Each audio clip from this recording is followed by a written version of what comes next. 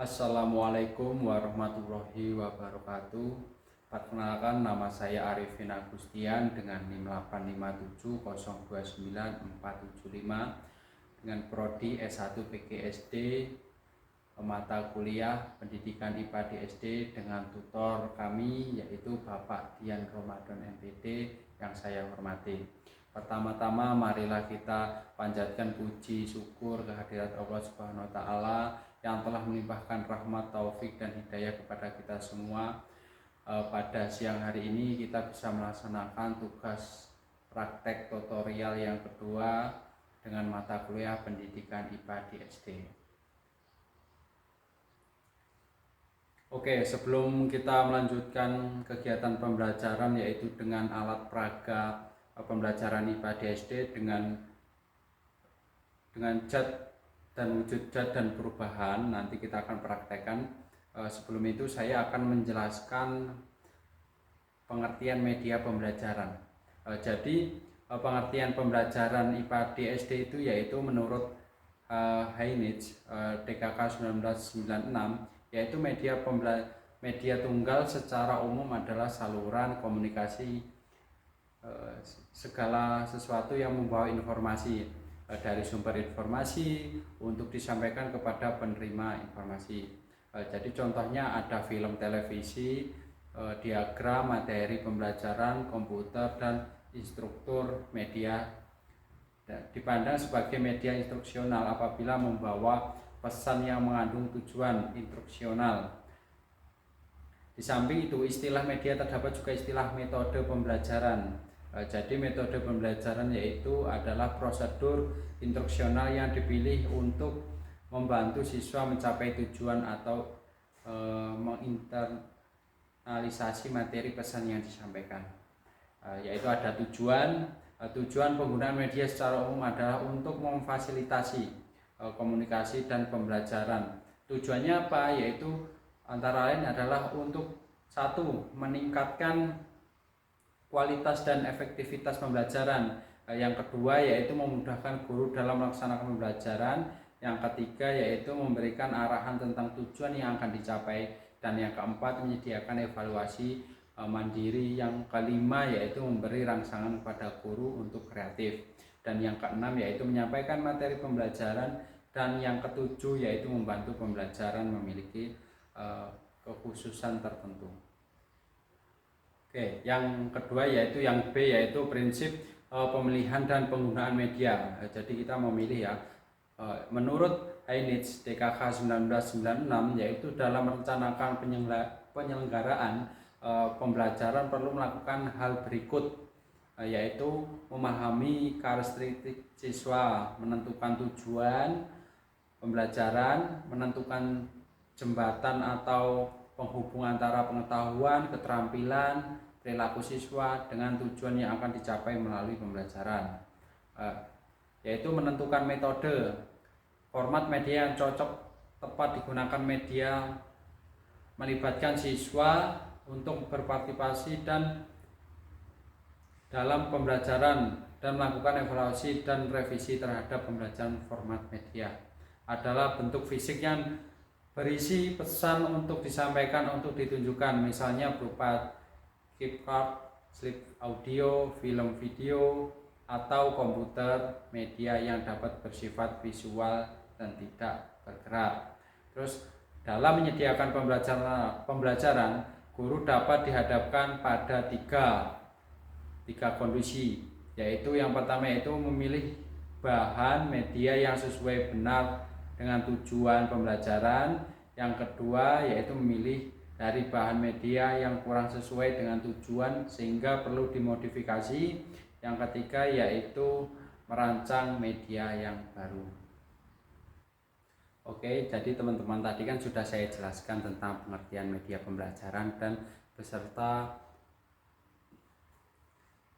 medianya. Nah, jadi saat ini kita akan melakukan praktek dengan medianya, yaitu ada di sini ada lilin, es batu, dan air panas, air dan buku. Jadi sebelum kita melakukan kegiatan prakteknya, saya akan jelaskan yaitu tentang apa itu zat, apa itu wujud zat, dan apa perubahan zat itu sendiri. Jadi gini ya, zat atau wujud zat itu yaitu perubahan wujud zat materi yang sangat dekat dengan kehidupan kita sehari-hari. Yang kita minum, buku, yang kita baca, meja tempat kita untuk belajar, dan juga udara yang kita hirup sehari-hari. Semua benda yang ada di sekitar kita itu disebut zat atau materi zat. Zat adalah segala sesuatu yang memiliki mata atau menempati ruang. Jadi artinya setiap benda pasti memiliki berat dan juga membutuhkan tempat. Zat memiliki suatu benda. Sebagai contoh yaitu botol berisi air minum akan terasa lebih berat dibandingkan botol yang tidak ada airnya. Semakin banyak suatu benda, maka masanya akan semakin besar. Massa dapat diukur dengan alat ukur, yaitu apa? Timbangan. Ini yang botolnya airnya masih penuh dan ini yang kosong. Berarti semakin besar massanya, semakin besar juga beratnya. Yang selanjutnya yaitu volume. Volume adalah ukuran yang dapat ditepati oleh suatu benda, contohnya air di dalam botol. Air di dalam botol menempati ruang di dalam botol tersebut. Menempati ruang di botol tersebut ya. Semakin banyak air yang dimasukkan ke dalam sebuah wadah, maka semakin besar juga ruang yang ditempati oleh airnya. Biasanya diukur menggunakan gelas ukur. Jadi dapat disimpulkan bahwa semua benda yang memiliki mata dan menempati ruang termasuk zat. Sekarang kita akan belajar tentang wujud zat. Wujud zat adalah bentuk-bentuk zat yang ada di sekitar kita. Zat memiliki 3 wujud, yaitu 1. Zat cair, zat gas, dan jadi yang pertama yaitu kan zat padat. Zat padat dapat dalam bentuk benda, memiliki bentuk dan volume tetap. Artinya bentuk benda tidak dapat berubah-ubah ke tempat lain. Contohnya apa? Contohnya yaitu ini. Contohnya buku, ada meja, dan banyak lain. Contohnya batu juga. Jadi terus yang selanjutnya yaitu zat cair. Memiliki bentuk yang mengikuti wadahnya, tetapi volumenya tetap. Selain itu zat cair juga dapat mengalir. Contohnya air, minyak, dan sirup. Itu kan menempati suatu ruang. Yang ketiga yaitu adalah zat gas. Zat gas memiliki bentuk dan volume yang dapat berubah-ubah. Gas juga dapat memenuhi seluruh ruangan yang tersedia. Contohnya ada udara dan asap. Jadi kita akan membuktikan apakah benar yaitu perubahan wujud bisa. Yuk kita buktikan sekarang.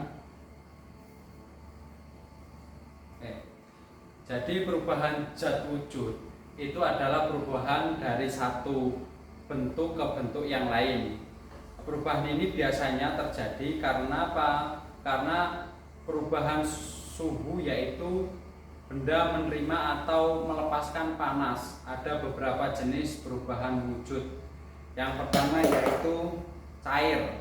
Cair adalah perubahan wujud dari padat menjadi cair. Perubahan ini terjadi karena benda menerima panas. Contohnya es batu yang dibiarkan di suhu ruangan akan mencair menjadi air. Contohnya yaitu es batu dibiarkan di dalam ruangan akan menjadi cair, yaitu perubahan zat padat menjadi cair. Terus yaitu yang kedua. Yang kedua yaitu membeku. Membeku adalah perubahan dari cair menjadi padat. perubahan ini terjadi karena benda melepaskan panas atau menjadi dingin. Contohnya air yang dimasukkan ke dalam freezer atau kulkas itu akan merubah menjadi es batu. Contohnya yaitu ini contohnya tadi saya langsung saja ya, saya tadi naruh di kulkas, belum sempat video, saya taruh di kulkas, saya tunggu sampai 3 jam dan ini jadinya yaitu cair menjadi padat. Oke.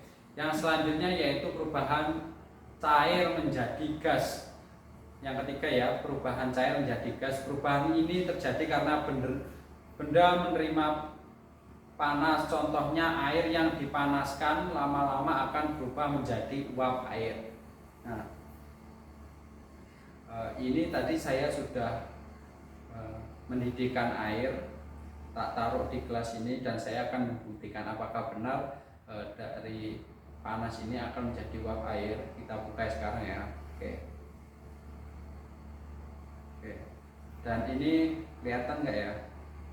Dan ini nih, panasnya menguap dan ini menjadi uap air yang ada di tutupnya, yaitu menguap. Nah, ini ada airnya, ini ternyata terbukti benar ya. Yang selanjutnya yaitu mengembun. Yang keempat ya, mengembun, yaitu perubahan dari gas menjadi cair. Perubahan ini terjadi karena benda melepaskan panas. Benda melepaskan panas, contohnya muncul titik-titik di bagian luar gelas yang berisi es. Berisi es. Nih, di sini saya merasakan munculnya titik-titik di bagian luar gelas. Di sini saya, ini mengembun ya.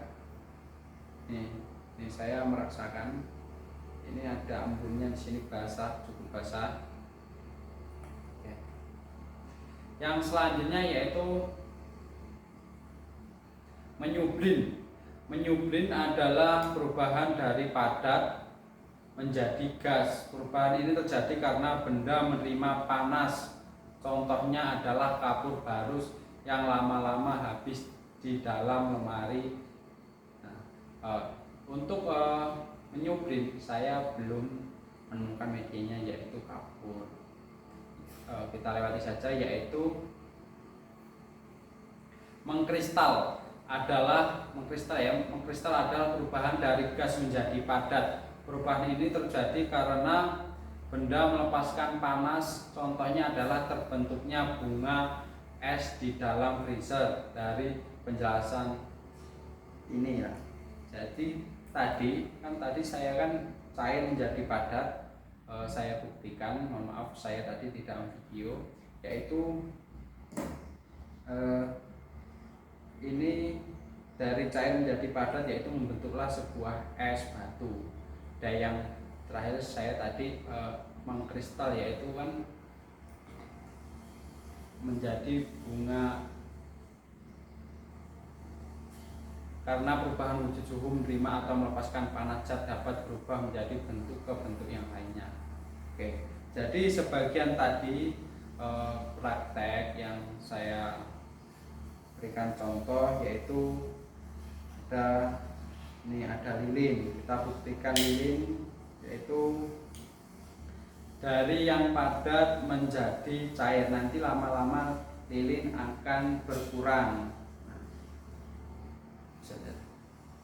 Yaitu ada yang tadi menguap, ya ini air mendidih dan ditutupnya sini terlihat jelas dari uap air panas tadi. Yang selanjutnya yaitu ada mengembun. Di sini ada bunga-bunga es. Ini saya merasakan, mohon maaf kalau tidak bisa terlihat. Dan selanjutnya yaitu perubahan padat menjadi cair. Contohnya es batu yang saya diamkan di ruangan terbuka. Dan cair menjadi padat jadilah sebuah es batu seperti ini.